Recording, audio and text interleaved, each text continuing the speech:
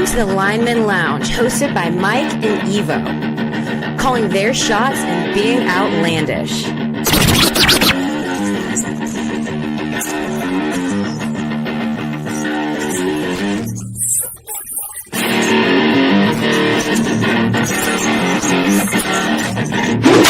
Breaking news from the Lineman Lounge. My fantasy football team just took a huge fucking hit. And that also makes it even more likely that the Raiders are going to beat the Ravens on Monday night. Le'Veon Bell is about to be your starter. Latavius Murray is going to go there as well. Jesus, fuck my ass. Get ready for the thickest podcast in the game. Coming to you from Hangar 6, where sleeves are optional. Strap in. The show starts right now. Como están, bitches? This is the Lineman Lounge. I am Mike. That's Evo. As you guys can see, things have changed once again. I don't have all my setup. I'm holding my mic today. I am in a whole different location. I am finally out in Ohio, the Menor area to be exact, rocking a new hat. I mean, a lot of different changes. Today's going to be a short show, though, because I don't fucking feel good, and I don't have all my stuff set up. But we are very excited to actually get this thing going again. Evo, how you doing, man? I'm doing all right. You know, it's still spicy Arizona out here compared to Cleveland. I'm sure it's the tundra up there. No, it's all good. Just work and everything is normal, but we are less than a week away from the NFL draft, so I'm really looking forward to that. Just counting down the days here until Thursday evening. Yeah, draft is right around the corner, and so I don't miss the heat of Arizona, but at the same time, I feel like that's one of the reasons that I don't feel great right now. I left Arizona, traveled across the country, and then the day after I get to Cleveland, I decide, it sounds great, let's go to a Guardians game. You know, it doesn't sound great sitting out in the rain because it was rainy and crappy the whole damn day. So I sat out there in the crap weather, and that night I instantly was like, you know what? I don't feel good. Let's but yeah, here we are. We got no new sports to talk about. What's up, man? The pictures you put up didn't look like it was that rainy. So it was. There was intermittent, like it was starting to sprinkle. It would stop. It would start to sprinkle. It would stop. About the fifth inning is when it finally warmed up. The sun came out. It actually got pretty nice. But the back and forth of the weather has not helped me. But you know what? I'm going to power on. We're not going to be here that long today because we don't have a ton of stuff to talk about. Like you said, draft is coming up next week. We're going to be heavy onto the draft. Doesn't seem like we're going to be able to do a Thursday night show just because I'm going to have to go to work fairly early in the morning on Friday. I'm fairly certain if that changes, we could always adjust. But people can go onto the socials, Facebook, Twitter, TikTok. They can get our live reactions from, that Thursday night, first round of the draft. And then we should be back at a minimum on Saturday to give a recap and kind of, tell everybody what we liked, what we didn't like, who fucked up, probably the Jets. And then, we'll go from there. Come on. Or the Packers. The Packers are going to fuck this up. They're not going to draft a receiver or one who can't play for half the season. Yeah, so the draft is Thursday night, 8 p.m. Eastern time. Mike is in the Eastern time zone now, so that's going to mean that the draft is going to end at like midnight. So we could sit there for 4 hours and just get drunk and try to tell you what's going on, but Mike has to go to work in the morning. I have to go to job. By the way, but he has to go to work. Yeah, and I'll be doing inspections on turbine engines, so I think everybody who flies is going to want me to be, in my best shape when I go to work on Monday or on Friday morning, including the people that I work for. Absolutely. So rather than sit through, do a live stream, we're just going to kind of post live reactions and whatnot of what's going on in the draft on Thursday. We'll be back with you on Saturday, probably while the third day, but the later rounds, 5, 6, 7, are still going on. We'll be able to kind of comment on that as it's happening. But other than that, I mean, let's. There's going to be some guys on that third day though that we like, that we know about, that we can have a chance to talk about. So. Yeah, a lot of the meat of this draft is really that back the half. 3, 4, 5. Those middle rounds. Yeah, but all right, man. Like I said, no U Sports. Graydon and the family are on their way out of here right now. So Penis. I'm not coaching. He's not playing. You're not doing any coaching right now, are you? Nope. No. Not coaching, No. I was gonna make a dirty comment, but no. Yeah. I'm not. Yeah. I'm not. Not coaching when it anything. involves the kids. Nope.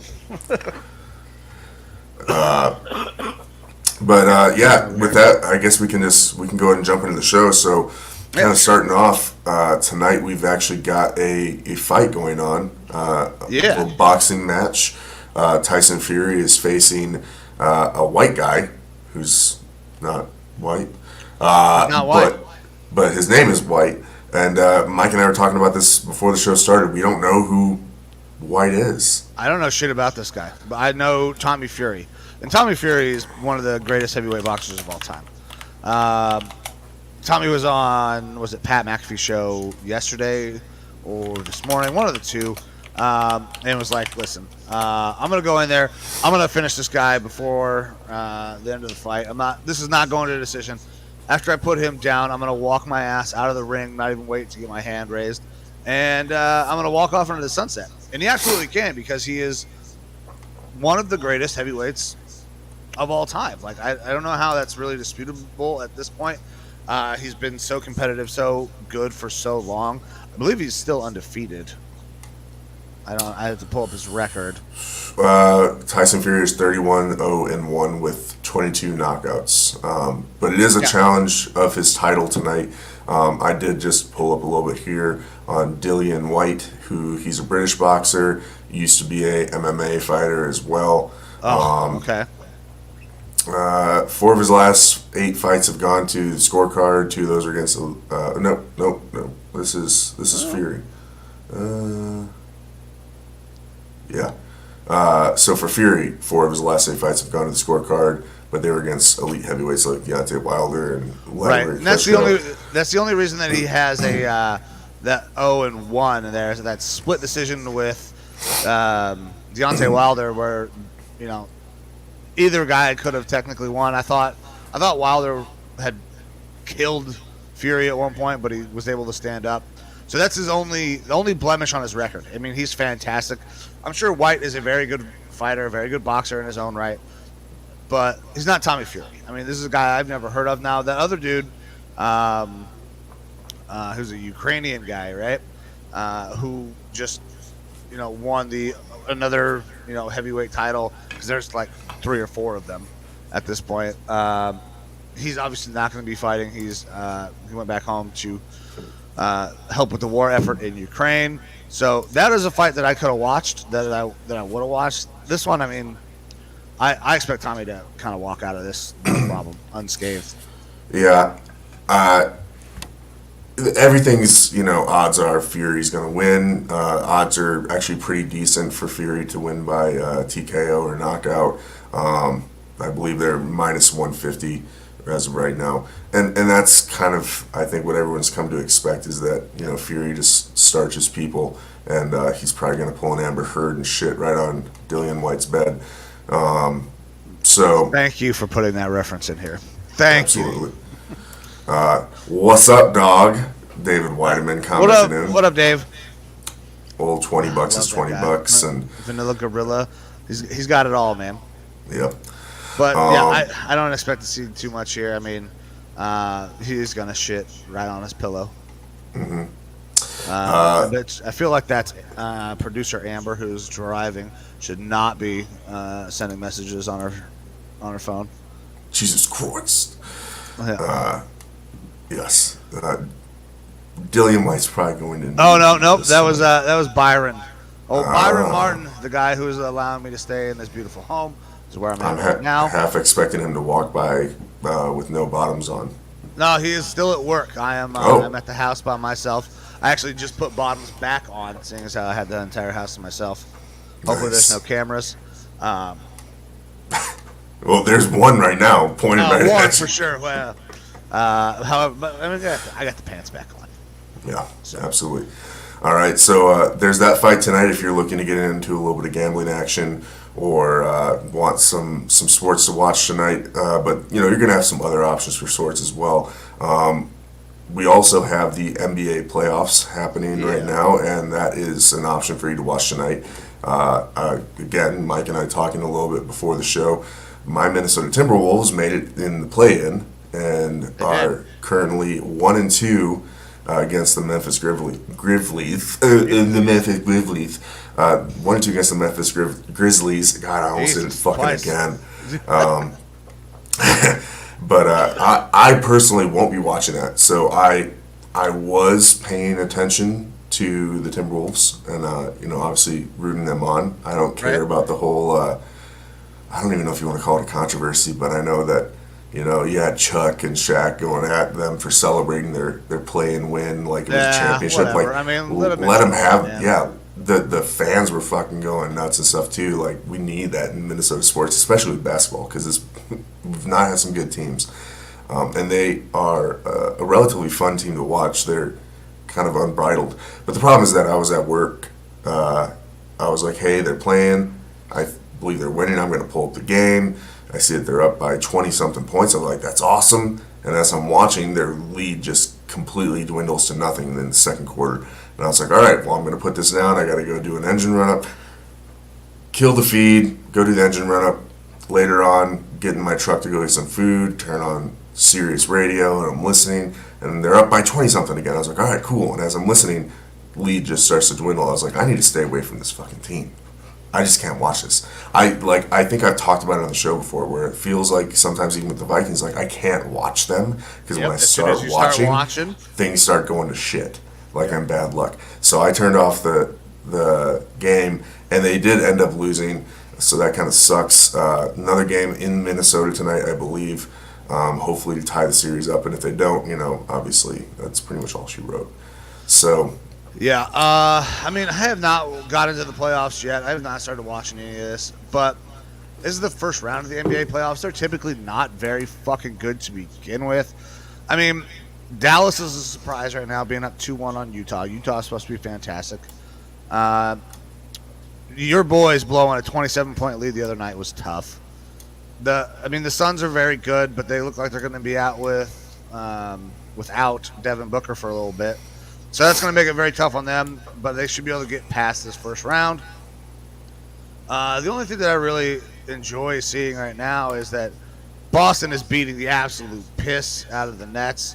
The Nets are 0-2 in the series. I mean, there's another one of those super teams that didn't pan out.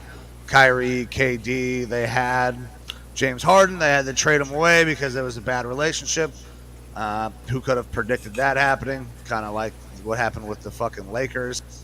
So, the fact that they are not doing very good, this super team is failing, and they still have yet to see that third superstar who they traded for after they got rid of James Harden. He hasn't even played yet. So Ben Simmons is possibly going to play tonight, maybe. Who knows? Who cares? I'm ready to watch the fucking Nets get tossed right out of these playoffs. And then I'll probably start falling a little bit more in the second round when series get a little bit more close and things get a little more exciting. Right, absolutely. And then in addition to that, if you're looking for some sports, especially like right now or after the show ends, we got baseball going on. Hell yeah. Guardians actually playing right now. They're up 2-0 on the Yankees. Fuck the Yankees. So that makes me very, very happy. Baseball, it's very, very early in the season. These guys play 162 games. And we're, 17 or 13 games in or some shit like that. It's way too early to be talking about these teams are good, these teams are bad. My Twinkies are 14 and not doing the best. Yeah. I think the Guardians are 7-6, so they're 13 games in. But they've also had a couple games postponed. I think some teams are up at 17. Some teams are at 13 as the lowest. But, there's been a ton of games postponed. It has absolutely devastated our fucking fantasy baseball team. I don't know if you've been paying attention. Yes. In general, I've been passively kind of popping in and being like, oh, that's not going well, and then I'll pop back out. Yeah, not going well at all. Every time a game gets postponed, it means if I had a starting pitcher pitching that day, he's not pitching for that day. Hopefully he pitches that week. If I had a guy who was supposed to pitch twice in a week, now that's not fucking happening. I'm starting to learn that fantasy baseball is a real fucking bitch, and I don't necessarily know that I like it. I'm just hoping that we can make some of our money back. That's just like the baseball season starts off slow. Our fantasy team will start off slow, and then we'll start off slow, and then hopefully we'll pick figure something out by the end. Oh, by the way, have you? I don't think you've sent me the money for that. Have I not? Maybe you have. I don't know. It's very possible that I haven't, but you just let me know after the show, and I'll Venmo you. I will double check, and then a dick I'll pic. let you know. Alrighty. I would expect nothing less. But there was one thing in baseball that I did kind of want to talk about. There's Dean. Dean's in here giving us a hard fucking time because we can't figure out fantasy baseball. That is the commissioner of our league. Yeah. Skip Mike forward to Dino. I don't know what that means. But I think he's saying just to send the money straight to someone else. Yeah, just send it to Dean. I mean, that's probably a smart idea as well. But I already gave Dean his $150, so I will take my $75 from you when that happens. I'm not giving Dean any extra money because he's probably going to win a bunch. I think, if I'm not mistaken, I see it. He's cut Mike out. Yeah. Dean is, I think he's coaching at a college still at Doane. So small NAI school, but coaching baseball. So the man knows his baseball. But speaking about baseball, one of those things I did want to cover was we had a, kind of a cool special thing that does not happen often happen in baseball. So Miguel Cabrera got his 3,000th hit today, and that alone is a massive accomplishment. But he becomes just the 7th player in history to have 3,000 hits and 500 home runs. This guy has been a thorn in the side of probably both of our sides for quite a while, playing for Detroit. And then, also for me when he was with the Marlins. They beat us in the fucking World Series. He was a big part of that as well. So, congratulations. I'll be very happy when he is done retired. He's not the same player he was, but this guy is unbelievable. He won the Triple Crown in the modern age. I think it was 5-6 years ago he won the Triple Crown. Had not been done in 40-50 years. Yeah, back-to-back Triple Crowns. So 2012 won the Triple Crown. Did he win it in again? 2011? He won it twice? Yeah, he was the the first back-to-back MVP awards in 2012. Won the Triple Crown. So maybe it was back-to-back MVP awards. And the Triple Crown in 2012. Because the Triple Crown is hard to get. One of, let alone back-to-back. I think there's only one guy who's done it twice. I want to say that was Ty Cobb. We're talking 1920s, 1930s baseball. Congratulations to Miguel Cabrera, and I look forward to you going off in the sunset. And he's a surefire Hall of Famer. Only absolutely. 7 guys have ever done this, and he's won multiple MVPs. He's going into the Hall of Fame for sure, even though Baseball Hall of Fame is not all it's cracked up to be anymore because the dumbass baseball writers of America. But all right, man. That's all I wanted to talk about with that. I don't know if you have anything else in baseball. No, not really. Hopefully my Twins pick it up, and we're watching Byron Buxton go through another little knee injury, so that's cool. Oh, man, that kid cannot stay healthy. I feel bad for him. He plays hard. He's so good, yeah. Yeah, plays hard and just puts himself in bad situations. But yeah, with that we can pop right into the NFL and do a little quick NFL bit here. So some news going over this week: Tom Brady just restructured his deal, freed up $9 million for the team. Which they need because that team is a little cap strapped when you're carrying all of those kind of superstar type players. But they need that going into the draft to sign those players. We've got Deebo Samuels, I think, which is probably the biggest news of the week, requesting a trade from the 49ers. And I'm interested to get your take on this. So my thought process is he probably went in saying, hey, I'm seeing all these guys get these mega deals. I'm doing a lot for this offense. I want to be the highest paid wide receiver in the league. That was my initial thought. Now I heard some stuff yesterday that maybe he approached the team and said, "Hey, I'm not liking how I'm being used right now, where I'm doing a lot more of this running play and stuff like that, and I would like that to be reduced." And maybe the team didn't agree with him, so he's like, "All right, well then just move me." So I think it's interesting. I don't know if they will move him because he's under contract. Yeah, so I do not think that they will accommodate this request. Now, is this his 4th year? Because I don't believe he has a 5th-year option. So if this is his 4th year, it may be in the team's best interest to trade him if they cannot re-sign him. Because if they continue to use Deebo in a way he does not like, it's very possible that he just won't re-sign and he'll go elsewhere, and the Niners will get nothing back for him, with the exception of a compensatory pick, like 2 years from now. Yeah, so he is in the 4th year of his deal this season, and he will be an unrestricted free agent next year. Yeah, so they either have to re-sign him or trade him. Now, I think what will more than likely happen is they will try to do another deal. They're going to try to get him re-signed. They don't want to lose him by any means. He's one of the most dynamic players in the league, regardless of position. But I think him playing the running back spot quite a bit actually did hurt him a little bit in his value. I mean, we saw Le'Veon go out there and kind of give him some advice, like, "Hey, man, like, if you want to make your money, stop playing fucking running back. Like, that's not where they make their money." He's spent, 20% of his snaps there, and it kind of takes away from his value as a receiver, even though he's more valuable because of all the things he can do on the field. A team that really knows how to use him, that's incredibly valuable, but that doesn't mean they're going to get paid the same, and he knows how valuable it is, and he wants to get paid. I think they'll try to work something out, and if not, this is a draft night trade if they can't get anything going here. Yeah, that's if it is true that he is not happy about running the ball as much.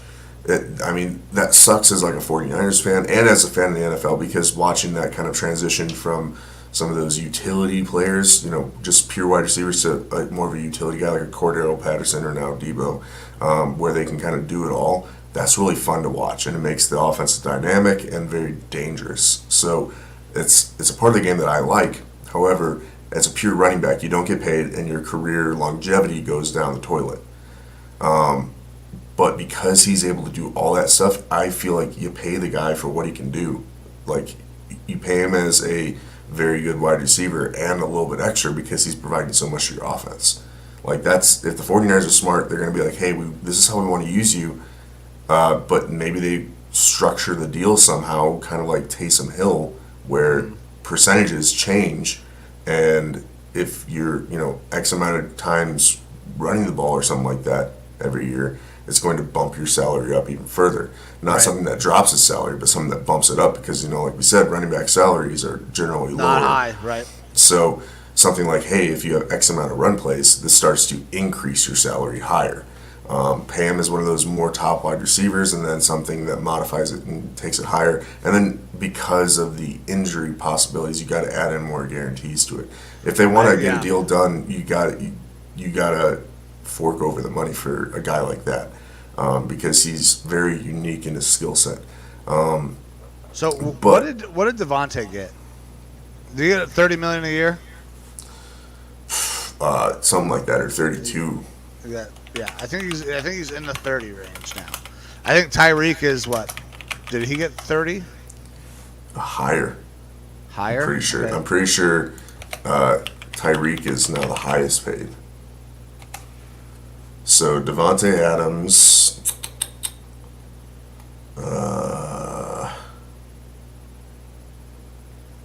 so this year he's not getting as much. Okay. But from there on out, he's getting. What's the average value of the 30-year 2, 21-year 3, and then 40 and 40. Fuck, it's a lot. So that's average value of what? 30 and a half. Let's see here. So Devonta Adams, it looks like he's getting an average of 28, and Tyreek is getting an average of 30. Okay, so you're looking at somewhere in that $28 to $30 million range if you want to keep Deebo, probably, and have him continue to do the things, because He said he wants to be paid like the highest paid receiver in the league.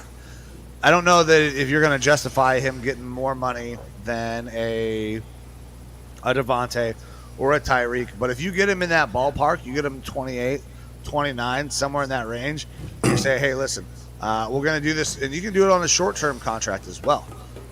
Give him a 3-year deal. That way he can go out and make more money on the other side of his time with the Niners, because they're going to want to continue to use him in that running back role as well, because it's incredibly valuable to what they do as a team. So you give him a short deal, you give him close to top of the market value, and you give him massive guarantees.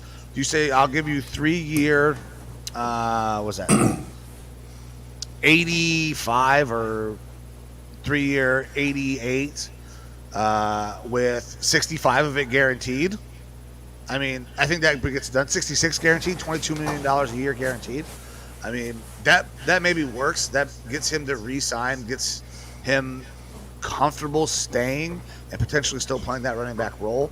But if he's really, truly unhappy with that role, it's going to be tough for them to say, okay, listen, we're just not going to use you in that role anymore.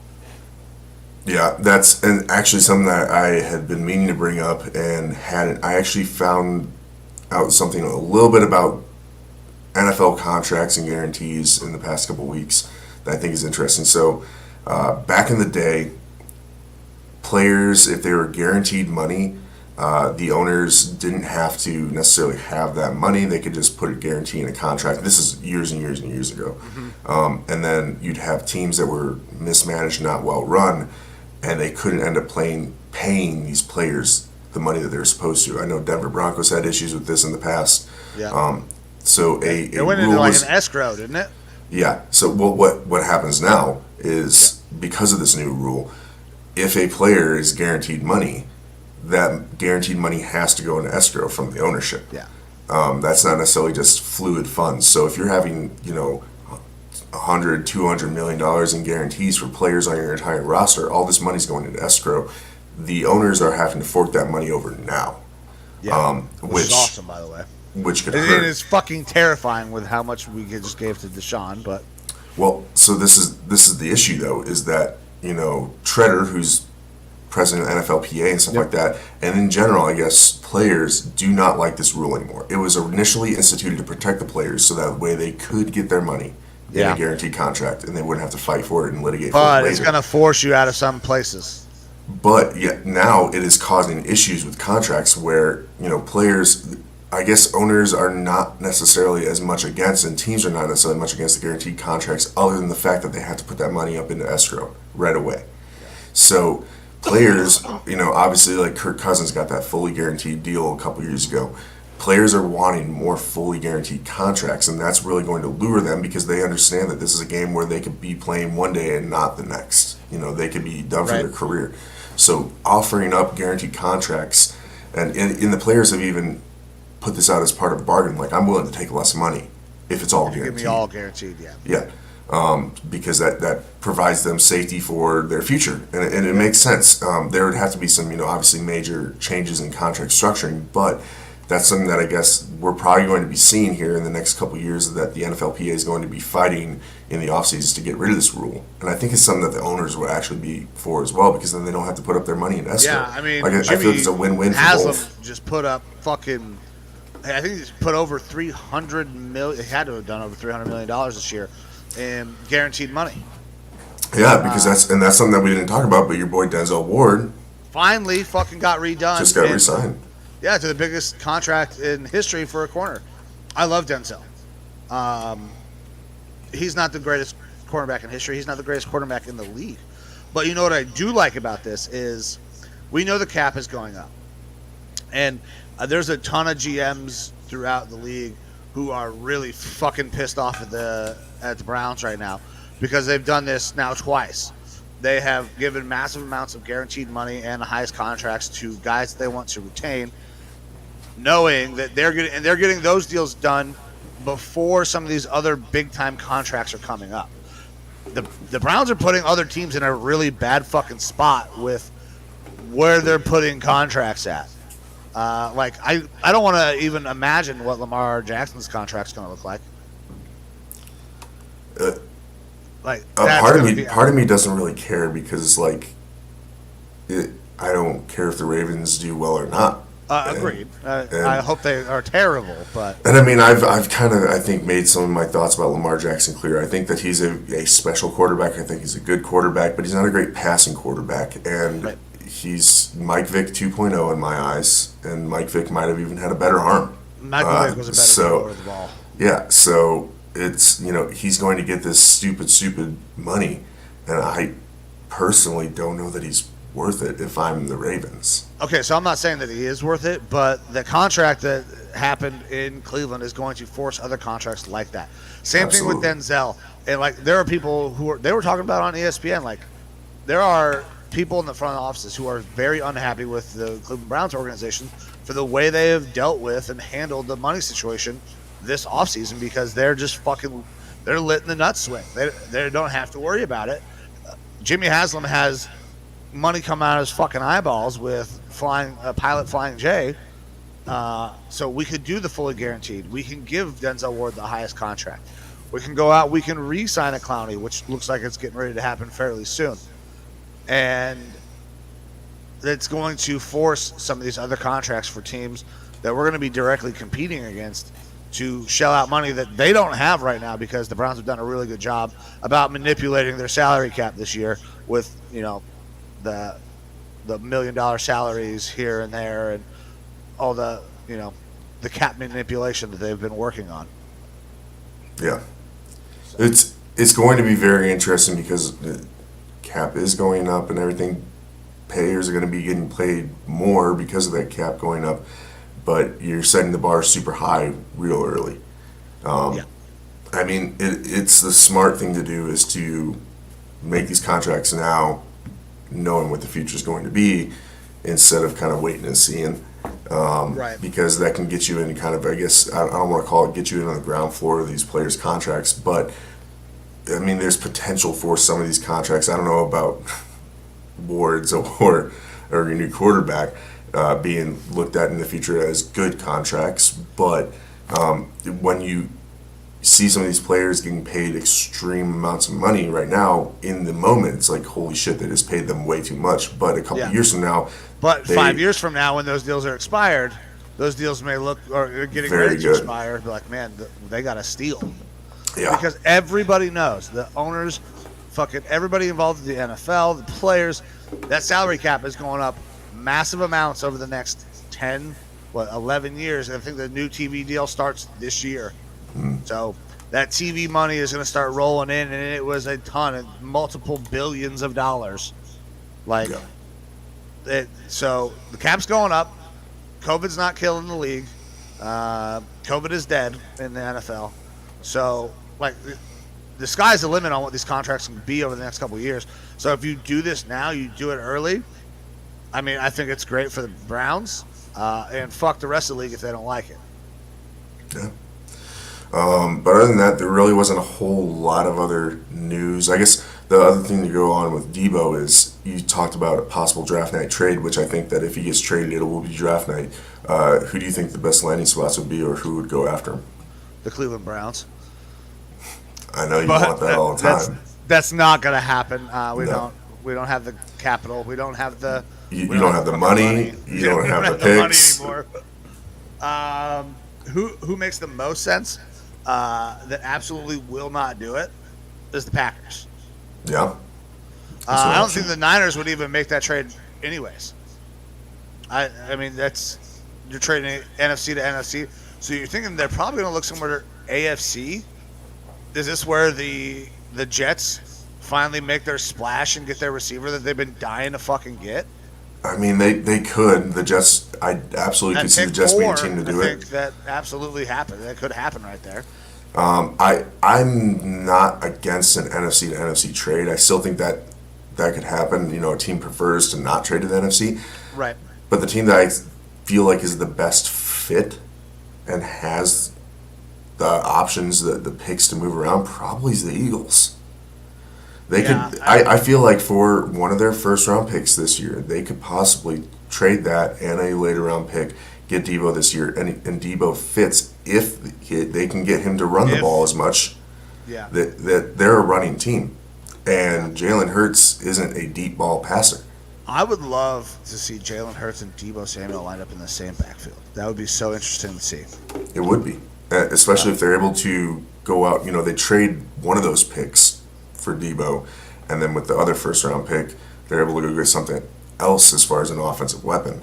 Yeah. I mean, then the offense immediately becomes a little bit scary. Like, I don't have a ton of faith in Jalen Hurts, but I don't either. In their niche, they could be very good.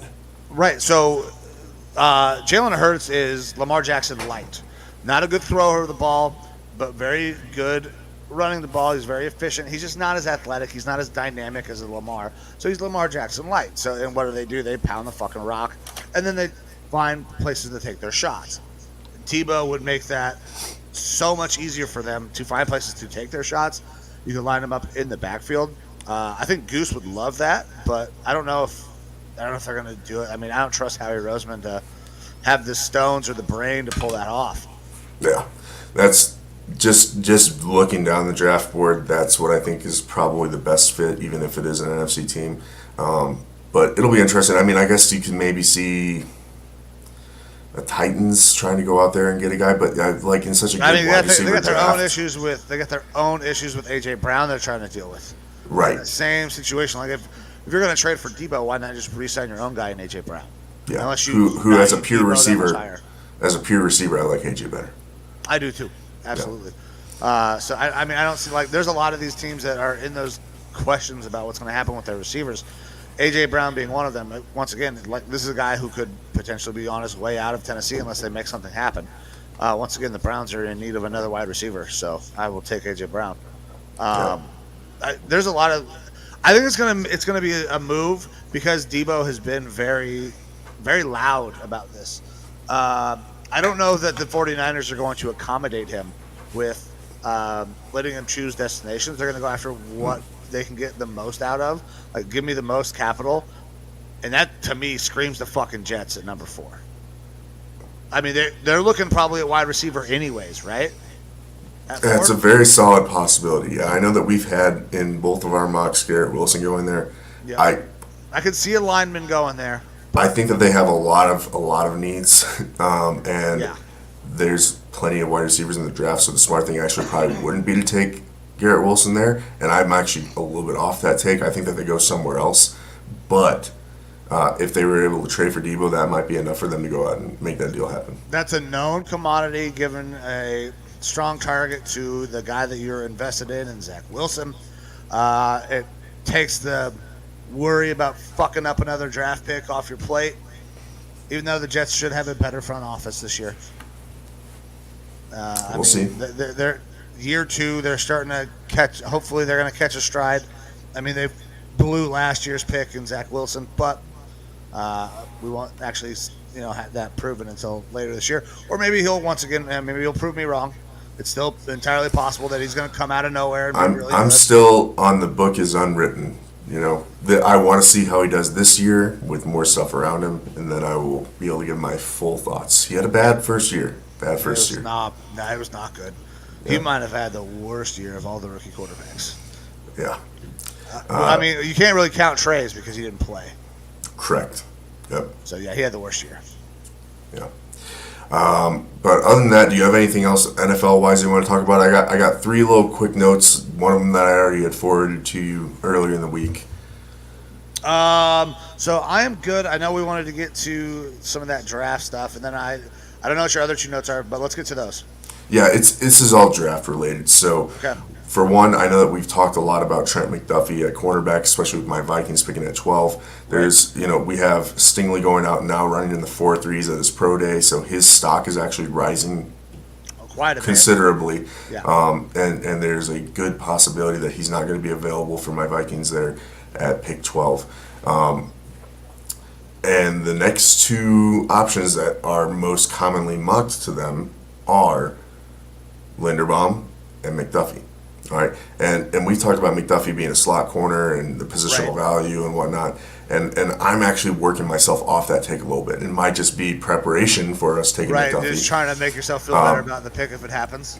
But some analysts and some Vikings-related pods with, good reporters on it are starting to actually sell me on the pick, how they actually really like him. So they're saying that he's a Jair Alexander type, which if you can get that, who wouldn't want to have that? Some scouts and analysts are saying that he's possibly the smartest player in the draft, not just at his position, but overall. Okay. Team leader. I like that. That he is always a captain, rallies people around him, like all that sort of stuff. He's also been comped to Antoine Winfield Sr. a little bit as one, not a big cornerback, but one that's both good and the pass and the run. So that's the sort of stuff. And that his measurables apparently are just absolutely fantastic, especially for his size. The only knock on him is the arm length. Yeah. In general. He's short. He's diminutive. But, they kind of, again, in these pods, went over analysis of cornerback selections over the past decade or so. And we've had this transition to cornerbacks that are more in that 6'1" range with long arms is what they're looking for. And that the NFL is starting to back off that a little bit because of the type of players. So it was a matching of... It used to be pretty common for a corner to be in that 5'10" to 6 foot range. As long as they had long arms and could run, that was fine. But it was a matching of the wide receivers. So the NFL transitioned heavily into looking for your Mike Evans, Randy Moss size receivers, 6'3", 6'4", can run a 4.4, big wingspan. And you needed a cornerback that not only was able to keep up with that sort of receiver, but had the arm length and the height in order to, win contested balls. And now we are seeing more of a transition in the NFL where receivers of all sizes are going out there as long as they're quick and if you can win your route, it doesn't matter how big you are. Yeah. Like Stephon Diggs, good example. Not a big guy, but that guy is one of the best pure route runners in the game, and he catches everything that comes his way. So you need a guy that can stick on him like glue. So the size comparisons that we probably are latching onto just because we've seen that in the NFL are going away a little bit. Teams are actually starting to transition away from that. So the Trent McDuffie pick with him being smaller, and I mean he's not like a midget or anything like that. He's 5'10", right? Yeah. So I still think that I'm okay with that pick now. If the Vikings were to take McDuffie, I'd actually be okay with that pick because I think that not only are you probably going to get a day one starter, someone who slot corners are used a lot in the NFL. I'm able to get Jair Alexander 2.0, if I'm getting Jair Alexander 2.0 or Antoine Winfield Senior 2.0, I'm super happy with that, especially when they're a motivational leader on that defense as well. So I'd be completely happy with that. In addition to that, his teammate Kyler Gordon, who I talked about, I believe, in our first draft a little bit, and saying that I don't think he was rated high enough. I'm really high on him as well now too. I think other people are as well. He's starting to get mocked more into the first round. Wow. People are talking about him being the fourth best corner, third best corner, depending on how they're feeling about Andrew Booth and how they're feeling about Stingley with his motivation possibly being a problem. Because now I think the injury problems are off the table with his ankle after he goes out and runs in the 4.3s. And then Kyrie Elam. People are talking about him possibly on some people's boards being the second best cornerback to some teams. So I think that's a name that you actually could see. We've seen him towards the end of the first round. He actually could be sneaking up further into that first round a little bit, depending on how teams are valuing him. Okay, so your team is definitely in need of some corner help. So these guys moving up boards is great for you. It could be bad for you if they're being over-mocked or if they're being over-evaluated. You guys do need a ton of help. If I have Linderbaum on it's Linderbaum or one of these corners, and you're not decided on who's the second, third best corner, I'm fucking taking Linderbaum. I think he is, without a doubt, the best player at his position in the draft. I don't know that there's really much debate. Cam Jurgens is a really good center out of Nebraska, but he's definitely not Linderbaum. Linderbaum, I think, is probably the best offensive lineman in this draft, and that's something that your team needs. But I mean, I can get behind a corner there. I don't know that I'm sold on McDuffie yet, but I also don't listen to these pods that you're listening to, so I have not been able to hear what has been said. But I mean, I'm going to be excited to see what happens. I'm excited to get your reaction on that first night because I'm not going to have a pick unless we do something crazy and try to trade up into the first round. So I'm going to just be enjoying the night as much as I can before I got to pass the fuck out and see how everybody feels about their picks. Yeah, absolutely. And then the last note that I had here, the one that I actually talked to you about a little bit, is Skyler Thompson, quarterback out of Kansas State. So, guy that I didn't know anything about, hadn't really looked into at all in our draft process here. But, again, on these podcasts, you've got Arif Hassan from The Athletic and the Norse Code podcast. He's big into analytics, and he's at the combine this year, and he starts asking questions about Skyler Thompson because he had someone on his Twitter say, hey, who do you think is your most undervalued quarterback? And he said someone else, and this guy's like, I've got Skyler Thompson. I think that he could be the best quarterback in the draft, which is a pretty lofty thing, even though it's a weaker quarterback draft. And that pushed Arif to look a little bit further into Skyler Thompson and start watching tape, and he was like, wait, why are we not actually talking about this guy? Like, some of his tape looks really good. So he ended up bringing up that name to a couple scouts at the combine, and those scouts basically all were like, hey, you shut the fuck up. You shut the fuck up about Skyler Thompson. He's our late round gem. So he's looked at as being like a 5th round or later UDFA. I thought this kid was going to go undrafted. Yeah. Yeah. So this got me thinking, like, I don't know who this guy is. I don't want to be in the outside looking in, so I started pulling up, watching some, obviously, mostly highlight cut-ups and stuff like that. And if you look at stuff from 4 or 5 months ago on him, a lot of the talk is like, hey, he'll be an undrafted guy with the potential to become a good, solid backup. And then a lot more of the articles being written now are, hey, this guy's actually got pretty good arm talent, good size. Like, he could be a fringe starter or, top 32 quarterback potentially if he has a good coach developing him. And the highlight cut-ups looked great. Like, it wasn't anything that was making me go like, oh, this guy needs to be drafted in the top 3 rounds. Right. But he's got legs on him. He can run, and he's got a pretty good arm. The biggest knock on him is that he's going to be 25, I believe. He's going to be an older quarterback. Yeah. That is tough. So when you brought this up to me, it's like, okay, so I knew who you were talking about, but I mean, I did not give it a second thought. Like, this kid he's not getting drafted. I mean, he seemed like an undrafted guy. To me, he reminded me of, like, and I told you this, is that he was a poor man's Taysom Hill. He's just not as athletic as Taysom. Mm-hmm. Now, I did go back and I looked at a little bit of stuff as well.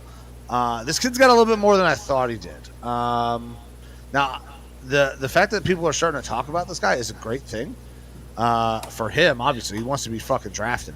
Getting drafted is huge. That puts you, more than likely on a roster or minimum practice squad for the entire year rather than bouncing around getting cut everywhere.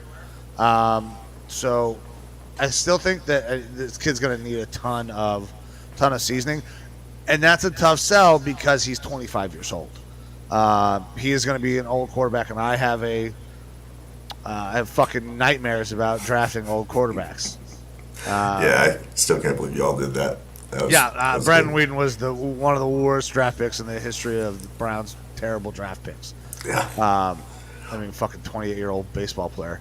Mm-hmm. But so 25 is going to be tough. Some teams are going to instantly take him off the board because of his age, and he's not going to be ready to come in and start right away. But I think at the same time, with a quarterback, his maturity could be a good thing. With a quarterback like that, where the guy's being talked about potentially being a UDFA, if you're taking a guy in 5, 6, 7 in that round, you're not expecting them, like, their ceiling for you is a backup. Yeah. And I think that some of the traits that he has lends well to him at least being a backup, like a primary backup in the NFL.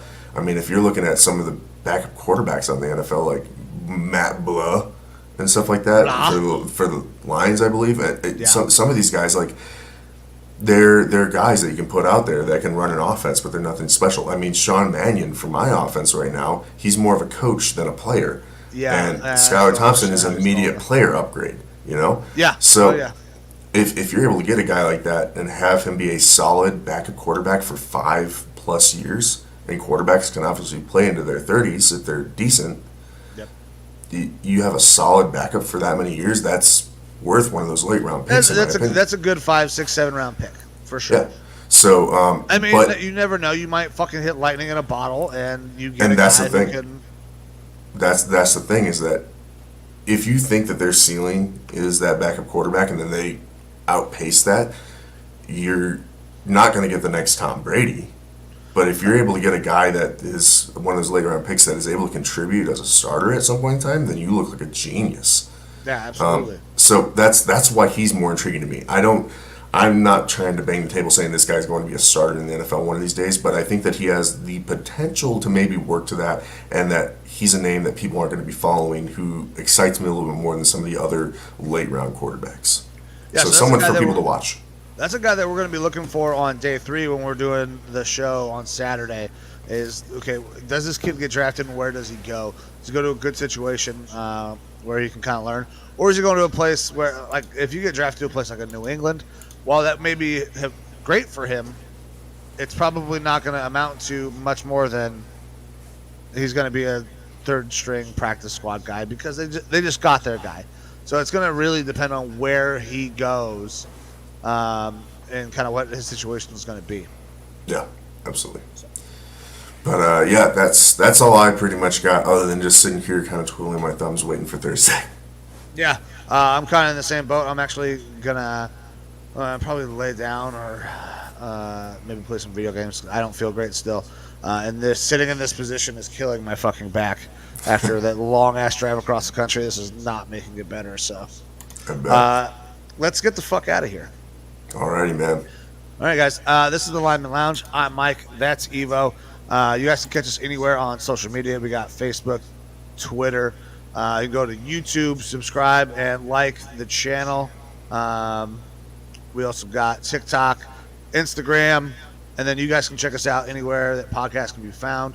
So your Spotify's, your Google Podcasts, your Apple Podcasts, and even all those little ones. I think the only thing that we're not on is like Kindle, not Kindle, Audible. We're not on Audible. Other than that, we're basically on everything that you can get a podcast on. So, guys, thank you for hanging out. Let your friends know that we are badass. Have them check us out, too. And then we'll see you guys next week. Yeah, a week from today. 1 week from today. You got anything else for the people? No, that's it. Thanks for tuning in. No, we got a shorter show today, but that's because next week is going to be a little bit more exciting for you. So get some rest, enjoy your weekend, and we will see you a week from today. All right. See you. See you. Welcome to the Lineman Lounge, hosted by Mike and Evo, calling their shots and being outlandish.